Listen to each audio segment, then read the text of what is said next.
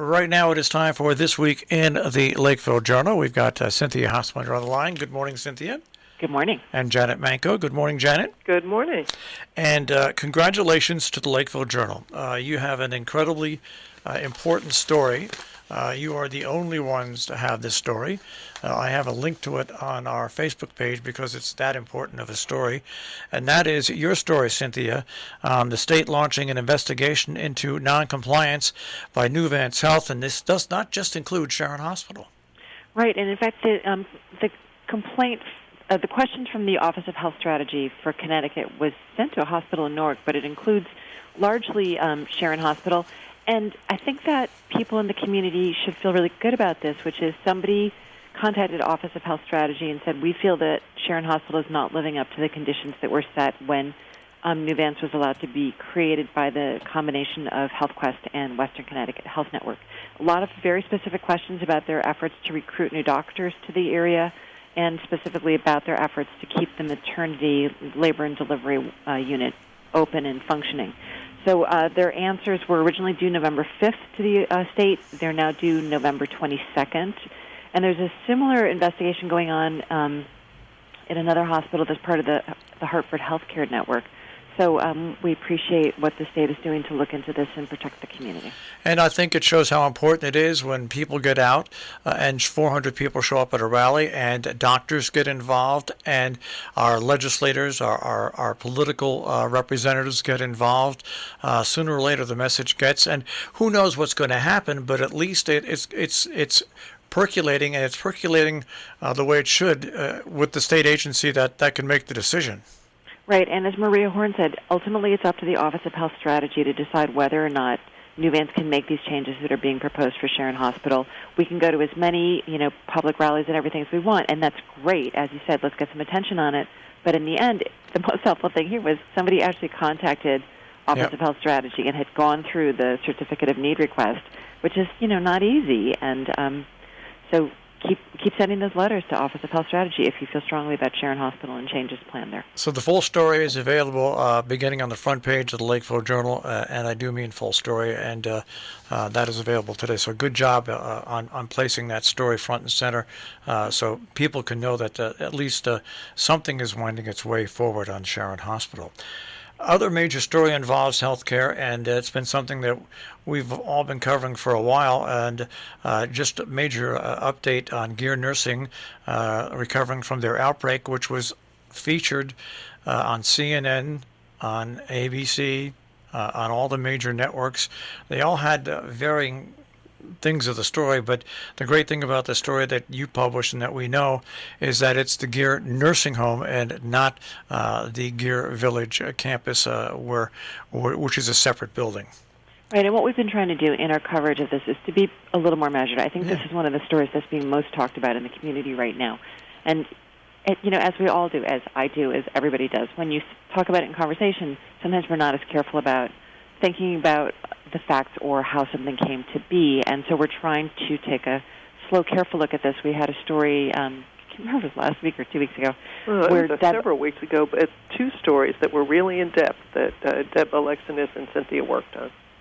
And when we first saw those numbers about the deaths and the rising number of Gear, we felt like it merited a deeper look, and Deb is fantastic at doing that and really talked to a lot of people in the state and at all the nursing homes in our area about what those numbers meant. And it's not, I think that we all as a community have this fear of what nursing homes were like back in the 60s, where you would hear about people really being uncared for. And I don't think that's what's happening here at Gear, but we're happy again that the state is looking into this and seems to be looking more carefully at numbers and how they're being reported. It's interesting you say that because especially in New York State, what happened with the COVID outbreak and nursing homes, there it casts a pale. And also, when you mention Gear, it's not Gear; it is Gear Nursing Facility, and that is something that really important to point out. That Gear is far more than just their nursing facility. The Gear Village, they also have the apartments, the independent living apartments on there. It's not all under that; it's just the nursing home. So, and what this also points out is, we really only have the three facilities for retirees here, and one is Noble Horizons, one is Sharon Healthcare, and one is Gear. And I would say Gear is one of the biggest, if not the biggest, campus, and they're trying to rebuild that fairly old nursing building, which is old school, two people in a room, shared bathrooms, and the hope is that there will be enough community support for them to rebuild and make a really great, more modern facility where there isn't quite as much contact between the residents. All right. We just had a presentation last week and also this week where people could question about Sharon Hospital, Zoom meetings, and limited in attendance simply because of COVID-19 precautions. But really, the questions the public asked and doctors and other people asked were intense and skeptical questions to the administrators. Right. And as you said, there's a number of these going on. We have the schedule I think there's one today. Yep. At the Interlaken, yes. At the Interlaken, and you can sign on by Zoom as well. And I think they've been fairly open about it. And again, a lot of people had emailed and asked us, who's on the Sharon Hospital Community Board? And Janet had a letter. I've lost my sense of time. Was it last week that the board members all?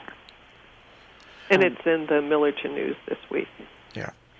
So really trying to at least get information out there, very helpful for people to actually sit down and watch what they're saying. And, of course, the documents, the certificate of need request should be online.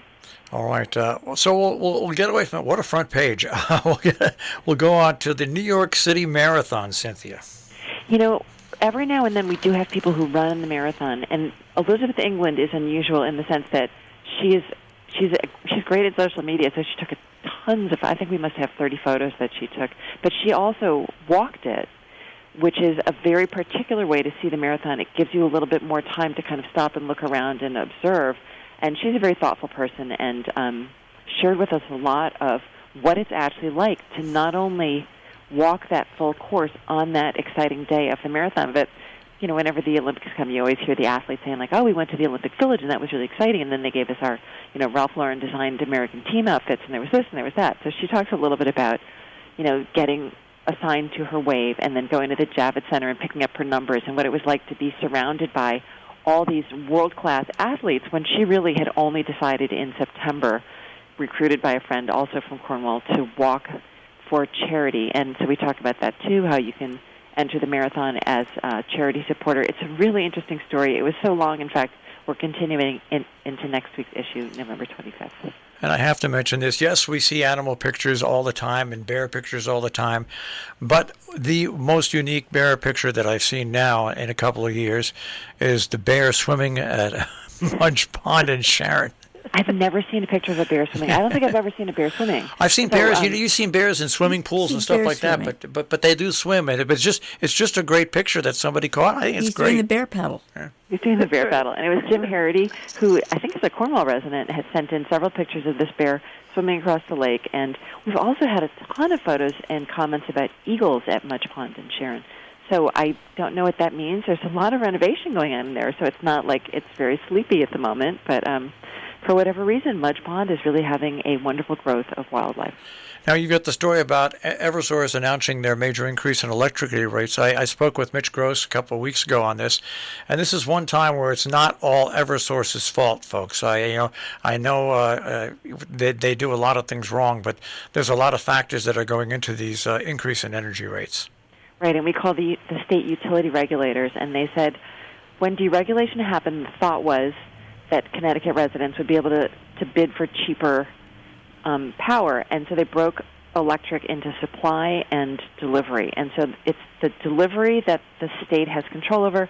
Supply, they have to go out onto the open market and bid for it, and prices have gone up. It's just like with everything, going to the gas station and whatever. That doesn't make it any easier for those of us that are going to see potentially a 20% increase in our rates. But as the utility regulator said, in general, the electric rates do go down again in July, which is actually the higher use period in the state of Connecticut. But I've already signed up for an in-home energy assessment from Eversource, and that's coming up. I found it fairly easy to book, but I would say you have to find the phone number. You have to dig a little bit on the website and call them. Don't email it in. And they also have different plans where you can find out how much electricity you're using during the day. With they're offering a lot of payment plans and things like that. So you can get more information on that. let's go to the next page. Just a lot of news this week. And story out of Falls Village. The Affordable Housing Study Group has been disbanded. Some protests there. We have two stories about affordable housing, and we like to have them on the same page because they are so different. Every town in the state is required to have an affordable housing plan by next summer. A lot of them have been working with the COG, which is the regional organization of the First Selectmen. And some towns are sort of breezing through it. Some towns we hear nothing about it. Cornwall consistently has been having these meetings, and they're just moving steadily forward. Falls Village, as if you've been reading the paper over the last 6 months or so, has had a lot of struggle with it. And it's not that people necessarily are opposed to affordable housing. It's a personality conflict that's going on between the different organizations and how they feel that things should be done. And so there is an affordable housing study group. They're starting to get close to getting their plan together. A couple people in town, I think one of them, maybe even both of them, are on the committee and are objecting to how that study was put together and feel that it needs more careful study. All right. And the story on the potential problem with the Halloween gathering in Cornwall, which really raised a red flag, and now has 5th, 6th, and 7th graders learning at home. Right, from Cornwall Consolidated School, generally a very thoughtful, a cautious town, and as this is nervous-making as we approach Thanksgiving and Christmas. I think that there was a big outbreak of COVID last year after Thanksgiving, just because it's hard in a family situation to control what everybody's doing. And I was actually at an event last week, and I would say everybody felt pretty confident that everybody at the party had been vaccinated, and then it turned out that somebody who had been vaccinated tested positive. So definitely a moment where we want to exercise some caution. All right. I want to go on right now, first of all, to, well, you have the page where you have the different services that happen for Veterans Day. But let's go on to the editorial page first, because there's a lot to talk about on these pages. First of all, your editorial, Janet, changes will have lasting effects for better or worse. And, of course, it deals with what we've been talking about. It does. As we're going through the process of understanding what Sharon Hospital is going through and then proposing, we all remember what it was like during the height of COVID-19 and how important a resource Sharon Hospital was in our region and how much they stepped up to take care of anyone with COVID and be ready for everything.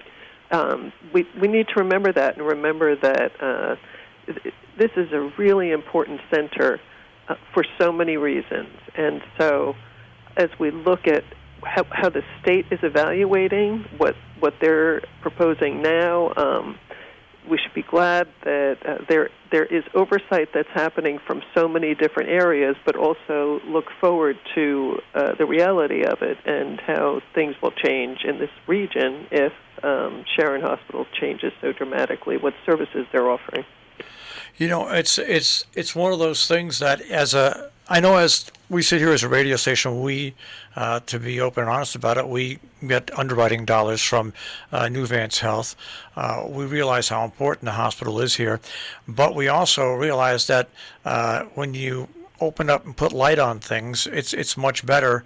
And even though right now Nuvance and the community having a rough time, hopefully this will open up light and make things more manageable for both sides. Exactly, and you have to look at the long term and not only hope for one specific outcome, but understand what will happen and find a way to deal with it. Because once communities change, there are tipping points for communities, right. And we've all heard about or seen it in places across the country, and massive changes at Sharon Hospital could really create a tipping point for this region that it serves.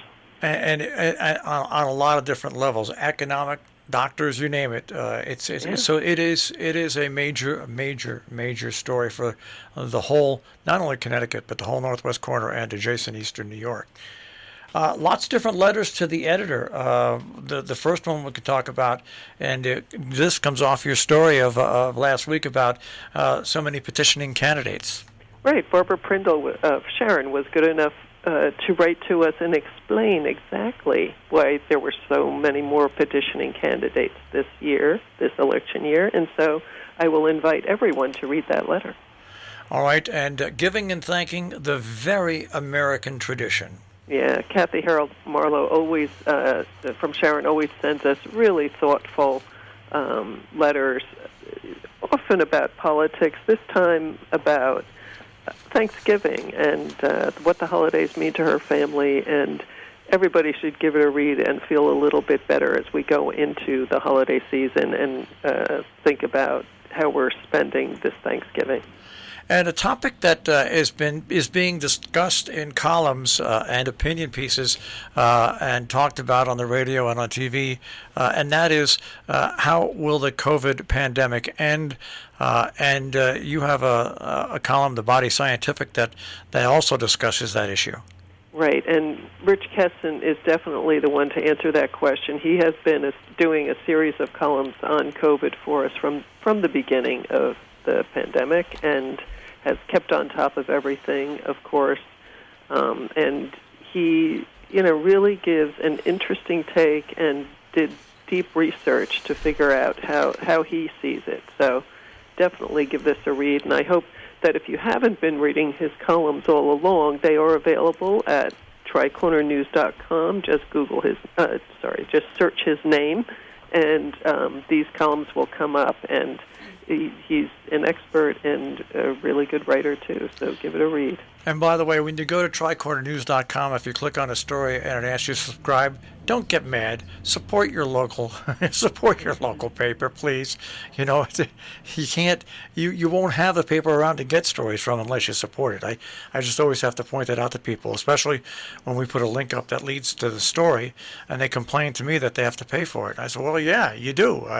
If you want the paper, you've got to support it either by donation or by taking out a subscription. So. Well, I greatly appreciate you saying that, but I will say that if they aren't subscribers, all they need to do is register, and they get a certain number of free looks at stories. And our columns, by the way, are open to everybody. So you can read Rich Kesson's column, whether you subscribe or not. It is open to everybody, as are other parts of the paper, including the obituaries. And I love the Peter Steiner cartoon. So we'll meet again next year as it's the climate change, to take up climate change, except that is for our colleagues from the lower elevations. Right, and his drawing says it all. You just, it is not as easy as he makes it look for a visual to describe the situation so very clearly and powerfully. And Peter Riva, A View from the Edge. Yes, we always like it when we can have Peter on our page. He, of course, is in the Millerton News just about every week and has been for many, many years, and we're so grateful for that. He is talking about a CIA report on a paranoid psychopath, so definitely interesting reading. And don't miss Mac Gordon on affordable housing, too. He does this research, too. He's a architect, of course, from Lakeville, and found this paragon of affordable housing across the globe, so don't miss it. And before we get to Compass, I want to talk about, yes, this is a season where there's going to be a lot of fairs popping up again this year for the holiday season because they weren't around last year, and people should understand that they're now getting underway. That's right. We've got an artisan fair coming up in Goshen, and we've got another one coming up in Tivoli, which is a little bit of a haul, but it's a very pretty ride. So we've got information on that. And, of course, I love every issue of Compass, but I particularly love this one. I just love this apple book. I'm completely entranced by it. It's a little paperback book. Stick it in your back pocket, and it's got these beautiful apples. And if you drive around the northwest corner of Litchfield County, you often see these apple trees off on the side of the road. And you assume that they used to be somebody's backyard or something, but apparently a lot of them are just apple trees that just self-seed from, somebody throws an apple out of the car window, or, an animal brings a seed by, and this guy has started gathering people once a year, and they bring all these funny apples they've found, and they have the most hilarious names. I have a friend who wants to go next year and bring the apples from the Cumberland Farm in Millerton and call it the Cumby Pippin. But a beautiful little book and wonderful photographs. And apparently this guy who takes these photos is very well known. He's on Instagram known as Palm Queen. but really beautiful photos. We've got hunting season coming up. Probably you've seen people in camouflage getting in and out of their cars or over at gas stations. But as a reminder, there are a lot of new people here. If you are not aware, this is a very big hunting area, and a lot of people are hiking still. It's still fairly warm. So if you were going to go out in the woods, here's some information from New York State and Connecticut on wearing bright colors, identifying yourself, making sure that your dog is leashed and safe with you. And then, of course, coming up, the opposite of pet ownership, November 28th in Great Barrington at St. James Place, Mark St. Germain. The very interesting Great Barrington Public Theater is doing something about a dog that he rescued, and it turned out not to be a happy partnership. And then I just love coming up Donald Sosen this weekend, November 20th, Saturday at Dewey Hall, which is right on the main stretch as you enter Sheffield. And Donald Sosen, living here in Salisbury, one of the most famous living silent film piano accompanist, and his wife, Joanna Seaton, wonderful singer, and they're doing The Lodger, an early thriller, almost a horror film by Alfred Hitchcock, and happy songs and snacks, and then our calendar, of course, with a listing of events coming up in the area. You also have some pictures there, artisan sales for holiday gifts, and that's a big thing that goes on around here all year long, but especially now back again in the holiday season. Well, and as we talk about, we have our holiday gift guide coming up next week in the November 25th issue, but there's a lot of supply chain interruption going on right now, and artisan sales, this is like your best year ever to shop local. Well, that's it. And another person pointed out, if you shop local farmers markets, guess what? There's no supply chain issues. Right. And like there's a craft fair coming up at the Lakeville Firehouse, which will be great. And you have Swassa has their ski and skate swap, which is coming up, which is always big. So you can do it locally. Yeah. So and don't miss Tri-Corner Real Estate this week, also in the paper.